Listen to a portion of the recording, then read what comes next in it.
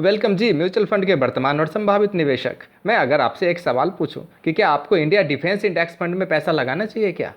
मतलब कि आपको भारत के उन रक्षा कंपनियों में पैसा लगाना चाहिए जो रक्षा कंपनी हमारी सुरक्षा के लिए, जो सैनिक युद्ध लड़ने के लिए जो वेपन्स इस्तेमाल करते हैं, उसमें लगता है पैसा।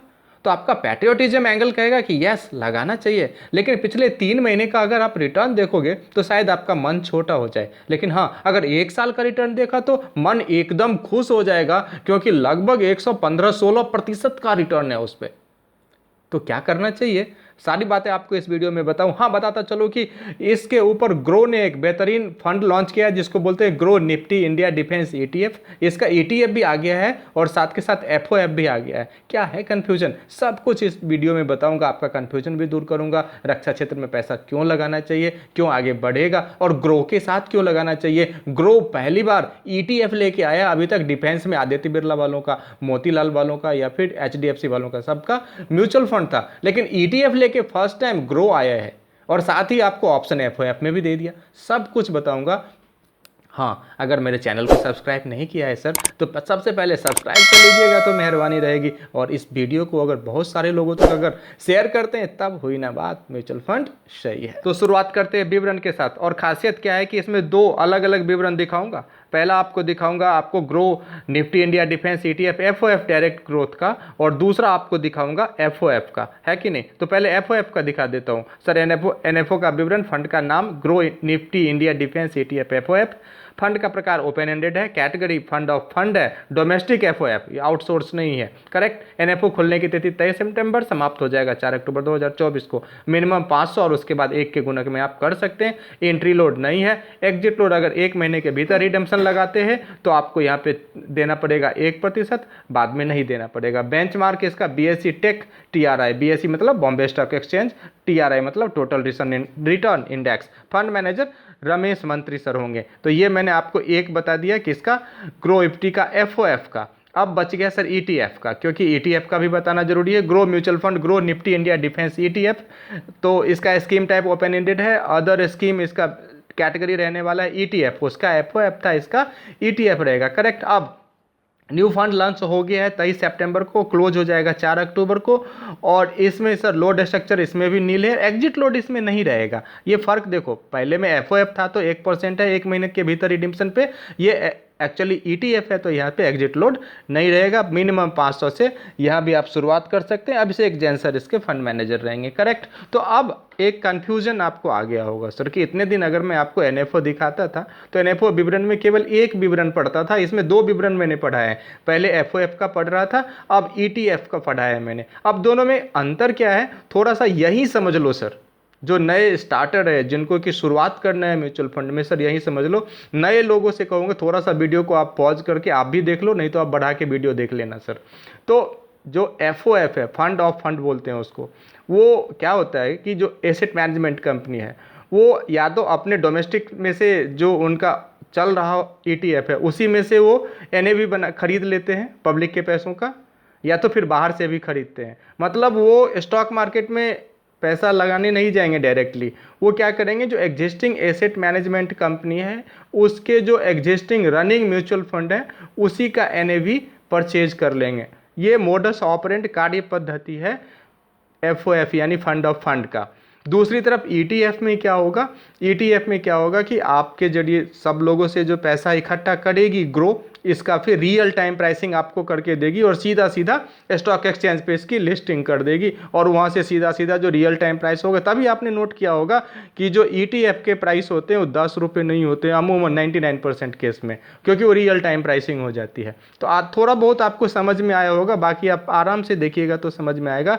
3 चीज़ें हैं, mutual fund, fund of fund and ETF. ETF सीधा सीधा आपको स्टॉक एक्सचेंज से ही काम करने का मौका मिलता है, जबकि फंड ऑफ फंड में आपको क्या करना होता है कि फंड ऑफ फंड में आप जो पैसे देते हैं एसेट मैनेजमेंट कंपनी को तो उसमें फंड मैनेजर म्यूचुअल फंड ही खरीदता है। दूसरी तरफ म्यूचुअल फंड है जिसमें जब आप पैसे देते हो तो आपके द्वारा दिए गए पैसों से फंड मैनेजर स्टॉक मार्केट में जाके पैसा खरीद लगाता है, मगर उसका एनएवी वो खरीदता है, रियल टाइम प्राइसिंग नहीं कर रहा होता है। तो ये 3 चीज़ें हैं। खैर थोड़ा थोड़ा आपके समझ में आ गया होगा।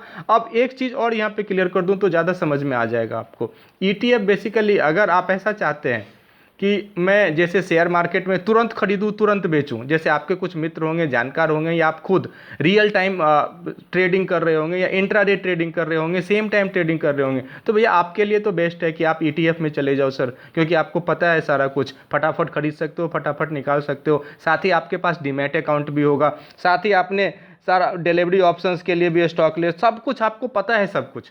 तो आप तो सर सीधा सीधा ग्रो के इस ईटीएफ में चले जाओ सर, क्योंकि बाकी सोच समझ के आप निर्णय ले सकते हो। मगर ये छोटी सी चीज़ मैंने आपको बताया, ग्रो इसी एंगल से ईटीएफ लेके आ गई कि जो एक्सपर्ट हैं, जिनको थोड़ा बहुत जानकारी है, उनको कम एक्सपेंस रेशियो देना है हमें, तो सीधे सीधे ईटीएफ में वो जा सकते हैं और वहाँ से अपना काम कर सकते हैं। लेकिन जो बिगनर्स है, जिसको अभी ज़्यादा पता नहीं है, तो उनके लिए क्या होता है, स्टेप 1 कि सर आप फंड ऑफ फंड के जरिए आइए, और इससे क्या करेंगे, जो हो सकता है डोमेस्टिक है अगर ये, तो ये इनका खुद का ही जो स्टॉक परचेज करेंगे ये डिफेंस सेक्टर में, उसी का आपके पैसों से ये एनएवी खरीद के रख देंगे, सो दैट कि आपको रिटर्न मिले। दोनों जगह रिटर्न ऑलमोस्ट एट पार आने वाला है सर, है कि नहीं। तो once more you can say thanks to Groww, जिसने कि first time defence India index fund में ईटीएफ लेके आ गई है सर। ईटीएफ पहले किसी का नहीं था, तो अब आप रियल टाइम प्राइसिंग का आनंद ले सकते हैं, यहाँ पे इंट्राडे का आनंद ले सकते हैं, आप तुरंत खरीद के तुरंत बेचने जैसा काम भी स्टॉक पे कर सकते हैं, सब्जेक्ट टू कि आपके पास डीमैट अकाउंट है, तो आप जरूर कर सकते हैं सर। दूसरा इंपॉर्टेंट चीज़ कि पिछले 3 महीने का डिफेंस का अगर आपने रिटर्न देखा होगा, तो शायद आपका मन छोटा हो कि 3 महीने में मैंने देखा है रिटर्न तो कुछ अच्छा बना नहीं है डिफेंस के क्षेत्र में। लेकिन फिर मैं अगर ये कह दूं कि साल भर का रिटर्न देखो, तो साल भर का रिटर्न तो 116 से ऊपर है। चलिए, ना आपका ना मेरा, मैं ओवरऑल सिंस इंसेप्शन में जो इसका बेंचमार्क है Nifty India defence index performance, benchmark का ही ग्राफ आपको दिखा देता हूँ आपके स्क्रीन पे, ये रहा। अब आप देखो जी, 2018 2 अप्रैल 2018 को ये कंस्ट्रक्ट हुआ था जी, और सिंस 2018 आज 2024 में जब मैं आपको रिपोर्ट कर रहा हूँ, आप देखो लगभग 7,500 के आसपास है कि नहीं। तो 1000 बेस था जब 2018 में शुरू हुआ था, तो लगभग इसने 7.5-8 गुना बना के दिया है 6 साल में। आप पॉइंट नोट कर सकते हो कि किसी ने अगर 2018 में किसी ने अगर 1 लाख का भी अगर डिफेंस इंडेक्स में पैसा लगा दिया होता, जो भी इसके शेयर्स हैं उसमें HAL में ले लो, चाहे और भी जो बड़ी हिंदुस्तान एरोनॉटिक्स के अलावा जो बड़ी बड़ी कंपनियां हैं डिफेंस की, उसमें पैसा लगा दिया होता डिफेंस इंडेक्स में, तो उसका लगभग 7-7.5 गुना, 1 लाख का 7 लाख हो गया कि नहीं 6 साल में सर, कम से कम 6 साल में। जस्ट ये है कि पीछे का परफॉर्मेंस आगे दौड़ाएगा कि नहीं, दैट इज डायलेमा, बट ये है इन द अबव चार्ट, मैंने आपको ये चीज़ दिखा दिया है सर, करेक्ट। तो इसको अगर सैमराइज कर दूं तो ईयर टू डेट 65.94% का रिटर्न है, 1 साल में 115.46% का रिटर्न है, और 5 साल में 58.35% का रिटर्न इन्होंने दिया है ना। तो इसमें और सबसे बड़ी चीज़ है कि गवर्नमेंट आज के डेट में सब्सिडाइज कर रही है इन चीज़ों को, जो वो कह रही है कि मैं 65 से 70% तक जितना ही डिफेंस के वेपन्स की चीज़ें हैं वो मैं बनाऊंगा अपने देश में, और अपने देश में बनाएगी तो देश की कंपनियों को होगा फ़ायदा।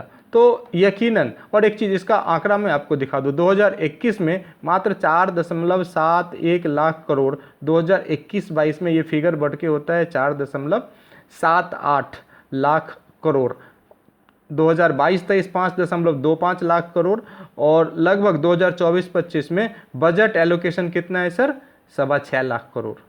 तो ईयर ऑन ईयर गवर्नमेंट लगातार डिफेंस के ऊपर बढ़ा ही रही है एक्सपोजर। हैंसफोर्थ आने वाले समय में इसके प्राइस परफॉर्मेंस में आप देखेंगे जितने भी इंडेक्स की कंपनी, इस इंडेक्स के रक्षा क्षेत्र की कंपनियां हैं, उसके प्राइस में एप्रिसिएशन ही आएगा, और डिफेंस सेक्टर में तो कोई दिक्कत ही नहीं है, आने वाले दिनों में ज़बरदस्त रिटर्न की संभावना रहेगी। जाते जाते एक और कंफ्यूजन क्लियर करूं, आप कहेंगे ग्रो निफ्टी का ऑलरेडी एक बार ETF डिफेंस का आ चुका था सर, उसका क्या हुआ? या फिर कुछ लोग ये भी कहेंगे कि सर मैंने तो उसमें अप्लाई भी कर दिया जी, देखो मेरा लाइव दिखा भी रहा है फोलियो, मगर इन्वेस्टमेंट तो ले ही नहीं रहा जी।